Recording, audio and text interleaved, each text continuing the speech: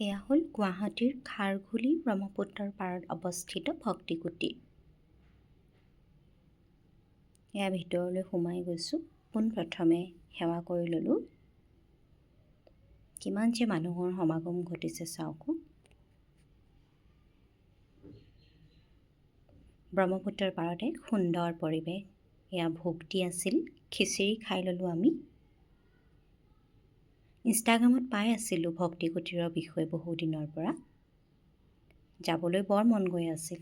মানুহজনে লগ ধৰিলে, ভালেই পালোঁ। গৈ আহিলোঁগৈ দুয়োজন। আচলতে মানুহৰ ভগৱানৰ প্ৰতি এনে বিশ্বাস দেখিলে মনটো বৰ ভাল লাগে। কিয়নো মানুহে যেতিয়া আধ্যাত্মিকতাত বিশ্বাস কৰে, ভগৱানক যেতিয়া বিশ্বাস কৰে, তেতিয়া সদায় সৎপথত থাকে। চাওক সকলোৱে কিমান ফূৰ্তি কৰিছে।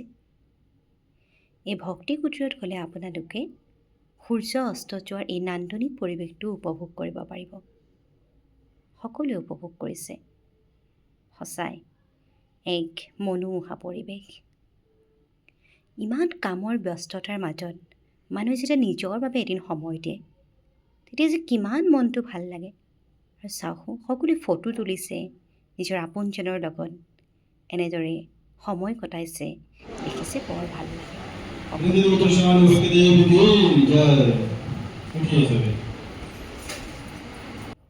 সকলো মানুহৰ যাতে মনৰ আশাবোৰ পূৰ্ণ হয়।